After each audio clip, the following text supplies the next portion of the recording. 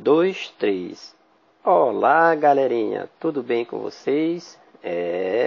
Mais um áudio aula ou podcast, né? Podcast para vocês, é isso aí. Vamos estudar, vamos estudar.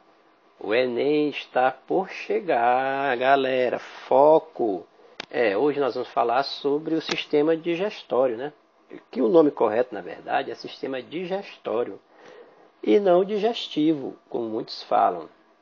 É porque digestivo a gente entende que é aquele comprimidozinho que a gente toma para azia.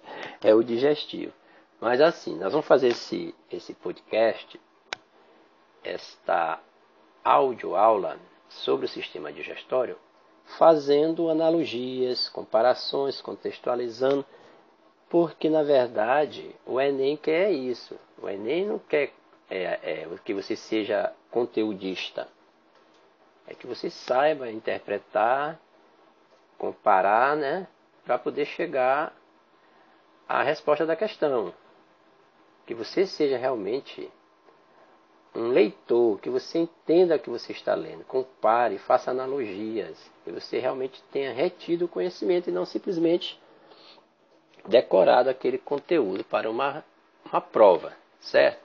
Então assim, quando se fala em sistema digestório, não é só o humano que tem, né? Dos mamíferos. Na verdade, tem os dos ruminantes, que a gente pode estar fazendo uma analogia. Dos carnívoros, como o cão, que a gente conhece mais de perto. Na verdade, o sistema digestório, o estômago, quando se fala em sistema digestório, o estômago dos cães, em termos de assimilar os nutrientes, fazer a digestão dos alimentos, é bem parecido com o do ser humano, sabia disso? É um estômago simples, é com 2 compartimentos. Nós somos monogástricos, diferente do estômago dos ruminantes, que é bem complexo, né? Eles são poligástricos. Imagine você ter que digerir fibras, celulose ali, né? As gramíneas, então o estômago tem que ser bem maior, né? Compartimentalizado e mais complexo, né? Do que o nosso, o dos cães também, que nós somos monogástricos, sabia disso? Então a gente sabe que a constituição do sistema digestório humano, ele é composto por um tubo, né? Digestivo ou digestório, de aproximadamente uns 9 metros, que ele tem uma divisão, né? Numa ordem, poderíamos dizer assim, que começa na boca, aí vem, o tubo, certo? Tem a faringe, o que mais, galerinha? Tem o esôfago, o estômago, o intestino delgado, que é o fino, intestino grosso, e ânus. Aí tem, anexado ao tubo, existem as glândulas salivares, certo? O fígado e o pâncreas. Todas essas estruturas, ou órgãos, vamos dizer assim, têm sua participação na hora do processo da digestão. Qual é a função do sistema digestório? Digerir, né? Degradar o alimento, transformando as macromoléculas em moléculas menores para serem absorvidas. Que macromoléculas são essas, professor?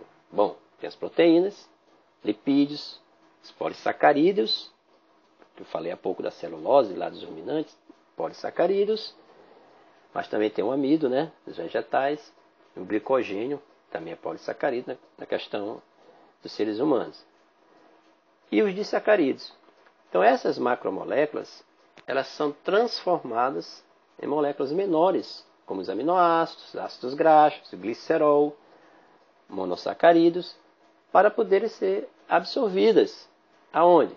Em qual porção do sistema digestório? Lá no intestino fino ou delgado. Certo?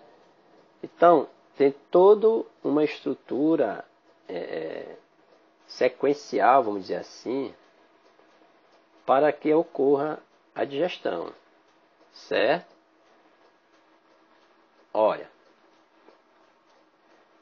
para você ter ideia de sistema digestório, nós estamos estudando até noções aqui de macro e micromoléculas, de compostos orgânicos, né?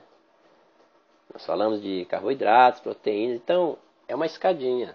Você tem que ter entendimento, um referencial do aluno é importante. Eu estou falando de sistema digestório e já estou falando de carboidratos. Se o aluno não souber o que é carboidratos, proteínas, fica mais difícil ele compreender o sistema digestório. Saber a função desses alimentos, né? Desses compostos orgânicos, dessas macromoléculas. Os carboidratos, por exemplo, e os lipídios têm função energética para o funcionamento das células. As proteínas entram na constituição estrutural das células. Ainda tem os elementos reguladores, né, que são os sais minerais, as vitaminas e a água, que regulam diversas reações metabólicas das células. Essas proteínas têm função plástica, né? E os carboidratos, como eu falei, têm função energética, certo? Então, para você entender o sistema digestório, tem que ter a base, o referencial, tem que ter o entendimento da bioquímica que envolve a macro e as micromoléculas. Senão fica mais complicado, né? Para você ter uma noção do sistema digestório, começamos a estudar desde a boca.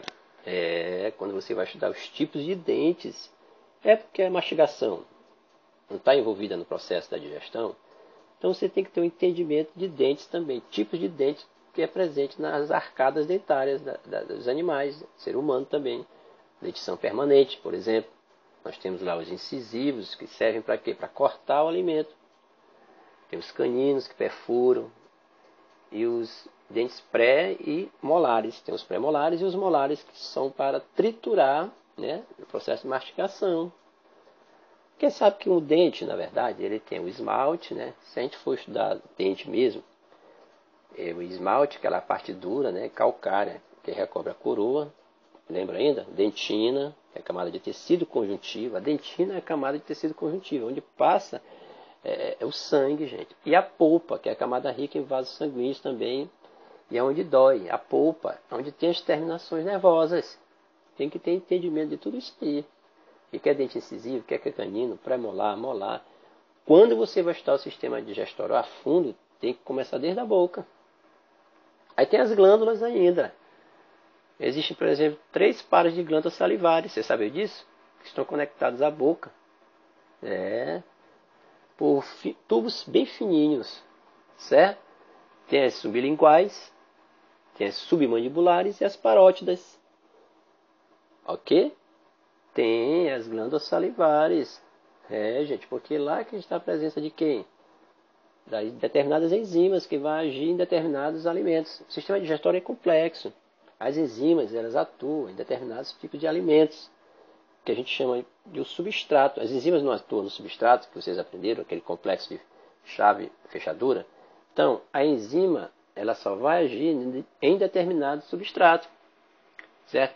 Você tem uma enzima, a amilase, por exemplo, vai agir diretamente no alimento que contém amido. Tem que ter especificidade, que se chama. As enzimas têm uma alta especificidade. Olha aí como o sistema digestório não é tão simples. Olha, na faringe, por exemplo, o bolo, que chama bolo alimentar, ele desce pela faringe, certo? Que tem a comunicação com o esôfago e com a laringe. Só que a laringe é do sistema respiratório. Muitas das vezes a gente se engasga e sai até pelo nariz, né? Por causa dessa comunicação que tem a faringe com o esôfago e com a laringe. Que a laringe é do sistema respiratório, faringe é do digestório, laringe do respiratório. Já tem a válvula epiglote, certo? A válvula epiglote, ela impede que o bolo alimentar ele tome o caminho da laringe, certo? Essa válvulazinha que impede que o alimento escape para as narinas. Fechando sua abertura, que é a glote. Quando a gente engole, deglutimos o bolo alimentar. Interessante, né? Aquela campainhazinha, aquela epiglote, né? Aquela glotezinha, ela não está ali para ficar de enfeite, não, gente. Tem a função, tem toda uma função. É engraçado, mas é isso mesmo, é ciência. Olha, no esôfago. O esôfago é um órgão também tubular, com cerca de 25 centímetros, que vai ligar a faringe. Anatomicamente, o esôfago ele liga a faringe ao estômago, certo? É constituído de quê? De paredes musculosas, né? que impulsiona o bolo alimentar. Ele empurra, o esôfago empurra o bolo alimentar, impulsiona em direção a quem? Ao estômago. Tem que ser a sequência, através de contrações, né, rítmicas, né? Essas contrações, também é muito interessante que se saiba, são chamadas de movimentos peristálticos, ou peristaltismo. Veja bem, ó, o peristaltismo também ocorre, gente, ao longo de outros órgãos do tubo digestório. Esse fenômeno, além de impulsionar as partículas alimentares ao longo do tubo digestório, ele promove a digestão mecânica, quando ele amassa o alimento, certo? Forma aquele bolo alimentar, certo? Viu como o sistema digestório é cheio de detalhes? Isso é bom na sala de aula, claro, você olhando as imagens, né? Professor demonstrando, mostrando lá e explicando. Mas como é um podcast, um áudio-aula, mas também serve, dá para aproveitar alguma coisa. Ok? Então nós estamos aonde? No estômago agora. Bom, o estômago, gente, o esfíncter cárdico. Esfíncter cárdico, ele relaxa, ele abre, né?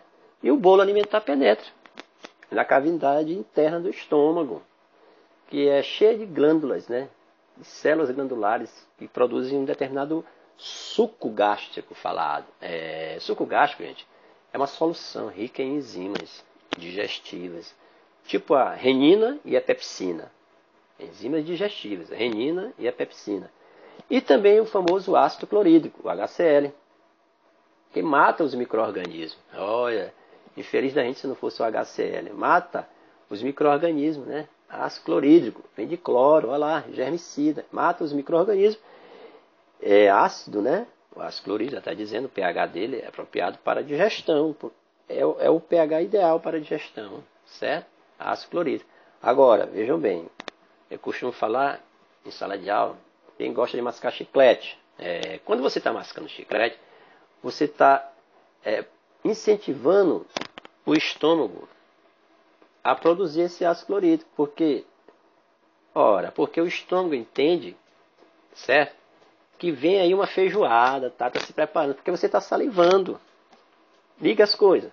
Aí não vem nada, você está só mascando aquela goma, né? Borracha, né? E aí o excesso de ácido clorídrico é produzido no estômago e acaba, como é ácido, prejudicando a parede do estômago. Aí nasce o que a gente chama de gastrite, úlcera. Pois é, gente, é contextualizando. O entendimento que o Enem quer é esse, certo? Então, certas células que revestem essa cavidade interna do estômago produzem um muco que protege as demais células internas contra o ácido clorídrico. Olha lá, o antagonismo. Tem células que produzem um muco, né, que vai proteger contra esse excesso do ácido clorídrico. Graças a Deus, né? Ainda assim ocorre a renovação constante das células da parede interna do estômago. Toda vez estão se renovando, né? A gente detona, mas fica se renovando. O bolo alimentar sofre o quê? A quimificação no estômago, por aproximadamente umas 4 horas, né? Quimificação. Transformando esse bolo alimentar em quimo.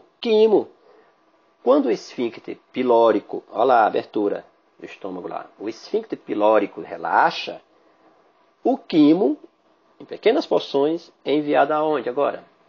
Primeira porção do intestino, ao duodeno. Fechadinho? Primeira parte? Ok. Abraço.